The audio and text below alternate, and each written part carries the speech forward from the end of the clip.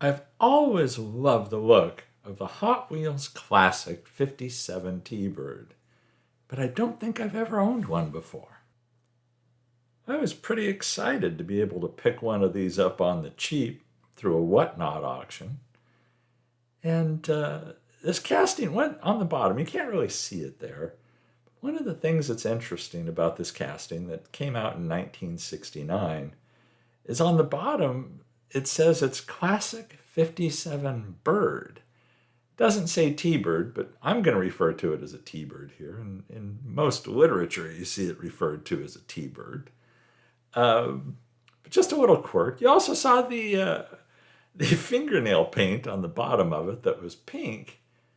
That seemed really appropriate for this because I wanted to paint this pink as a second build this month to recognize National Breast Cancer Awareness Month, the month of October. This one, other than the outside paint and the wheels, the glass was in good shape. The body itself is really in good shape. The interior is in good shape. It has the hood. That is a huge hurdle on some of the old Hot Wheels that so many hoods are broken and glass is broken. And, if you can get the parts, it ends up costing you a small fortune before you can restore it. This one, I got lucky. Now here, after using the VIX bits to originally drill it apart, the self-centering bits, I'm using a pin vise here to get the holes started just to make certain that they're centered in those super small posts. And then I use a regular drill to drill out the remainder of the holes. Hit it with a little bit of oil before I tap it. And on this, much like virtually all of the early Hot Wheels you've seen me do, I use the 172 tap and screws as opposed to the 256 size, which is larger, that you see on other Hot Wheels that I do, and most people do. The 172 screws are nice and even tinier than the 256. On this, you'll see that I'm using the hex head screws, which are always handy too because of the way they hold onto the screwdriver. But getting back to this casting, it's one of the really old Hot Wheels. And I showed in a video a while back that I picked up a bunch on Whatnot, really at a really fantastic price. I was lucky. And there's some others I'm going to be doing, but I thought it was time to do this one. And this car has such a good look to it. It's a beautiful little casting. There you see the 172 screws that I use. It's just a beautiful casting. It's my understanding that the rarest version of this particular casting is Spectraflame Pink. And while I'm not trying to really recreate Spectraflame Pink here, I'm trying to give it a good dark pink look. And I already know how this turns out. So I can say that I'm thrilled with how this turned out. And hopefully you like the ending look on it too. I think it really does justice to this casting. I didn't go overboard on it. I keep it a red line. It's not like I'm going to not have it be a red line. I didn't throw other wheels on it. One thing I do on this casting, I consider it a restoration even though I'm changing the color, and there is one thing I don't do that the original castings had, and that's paint the taillights red. Because there you see the taillights. They're round. They're very round taillights. And when those get painted red, as they were on the original casting, and you'll see it on the turntable at the end, you'll see that there was some red paint remaining on those. It's not a good look. It's a funky looking red, and I think it really detracts from the casting. Now, if I was restoring this in the original color, if I was going something other than a red or a pink, maybe I would have painted the taillights. But since this thing's going to be dark pink anyway, which is very close to red, and when you see this finished pink, you're going to see that it's very much like a taillight color, like a real taillight color. It seems silly to paint it if I thought it was going to make it look ugly.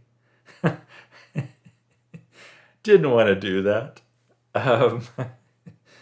So I obviously avoided that. I didn't paint the headlights either. It wasn't painted on the original. Oh, forgot to record me cutting off the bearing wheels, but there's the result. Yeah, you never try to pull these things off because you can screw up the bearings. So it's best to cut them off with nippers, as I did there. And then I do end up stripping that pink paint off the bottom and trying to polish up the bottom. There you see hydrogen peroxide, and I do a 50-50 mix of that with water.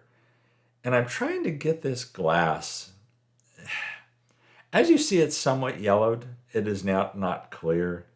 So I did that to try and lighten the glass. It worked to some extent, but not fantastically.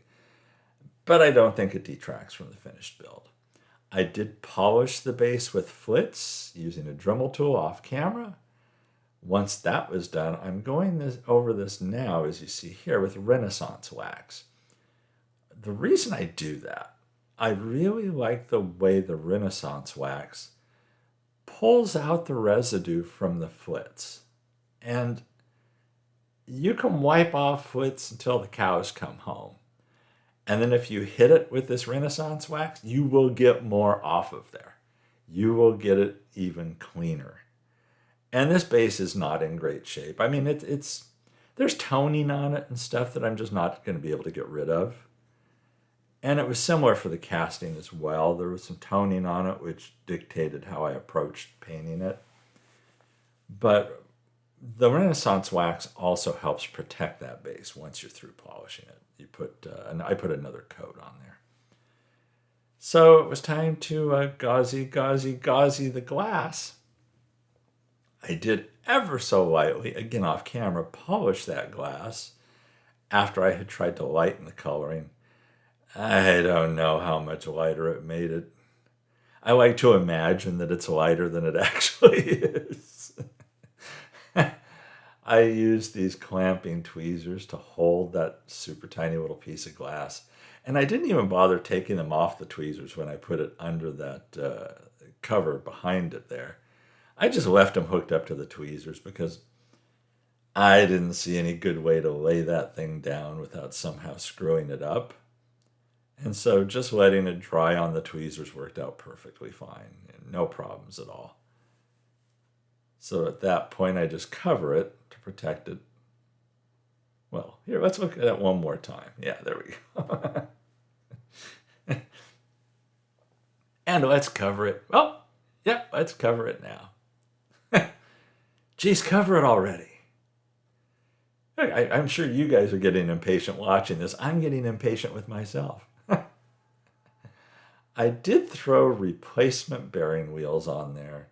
I did go deep dish wheels because I like them. They're from Bright Vision. And, I try and use that tool when I apply these wheels. Sometimes you see the needle nose pliers off at the left. Sometimes I use those to help get that bearing seated in there if necessary. The wheels, I went with the original sizes. These are in no way different than the original size. And it's interesting because looking at the original casting, the axles had been bent so badly that it gave it an odd look. You'll see in the turntable videos at the end. Take a look at the stance from how it had been bent and stuff. And then the stance that this ends up with when the axles are bent back into place. And it gives it such a better stance. The original look was so much better than however some kid had mangled this poor little casting. This little casting had been through hell. It was in great shape. I'm thrilled with the pieces were in great shape. The paint suffered. The paint really suffered. But the casting itself and everything, it looked pretty darn good. As far as painting it, I went with Color Shot Heads or Tails Metallic as a base coat, then Tamiya Translucent Pink, and then the Color Shot Clear Sealer over all of it, because I wasn't able to polish the casting to get that shine that I wanted. So I went with that metallic base coat just to see how it would turn out. And there you see it at the top of the screen. I did use a glue dot under the hood when I was painting it. As you can see there, that engine compartment still stayed nice and shiny silver. And the hood still opens and closes and everything. The sides of the hood are fortunately, painted well.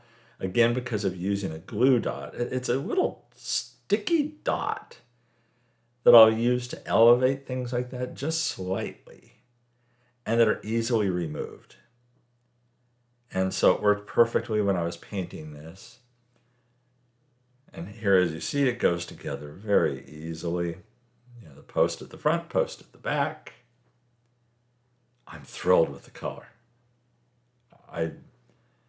It's a very deep pink, and it's almost like the video doesn't do it justice, that in person it looks even better than it does on camera. But you'll have to take my word for that. So that's how it turned out. And you'll see it is a roller. Rolls great. I mean, it should. It's on the original bearings and everything. So there you see it originally. There you see the wheels are kind of mangled and the paint's rough. There you see the ugly taillights. I couldn't redo that. I just went with the body paint and didn't try and recreate that because it would only detract from the casting. You notice the headlights were not silver or anything like that. The grille wasn't painted black. I believe I read that some prototypes did have blackened in grills, but these original 1969s did not. I think the white interior looks better against the dark pink than it does this greenish color, but here you see how it ended up. And as I said earlier, I couldn't be any happier with it. The paint worked out well, I believe. The combination of the Color Shot base and clear coat combined with the Tamiya translucent pink, I think worked out really well. So there you have it. There's some glamour shots coming up. I hope you like this build. This was my second build this month in honor of Breast Cancer Awareness Month. The earlier one was Farmer's Daughter pink, and it was a dune buggy. And so if you haven't watched that video, you might want to go back and watch that. Again, the Four Horsemen hosted the Paint It Pink Invitational this month as well. And so you'll want to check out the recap for all of the cars that were in that event. They should be releasing a recap video on their channel, the Four Horsemen Diecast channel. So you'll be sure to check that out if you can. And everyone, thanks for watching these videos. Hope you like how this turned out. Stay safe and healthy out there. I'll catch you in the next one.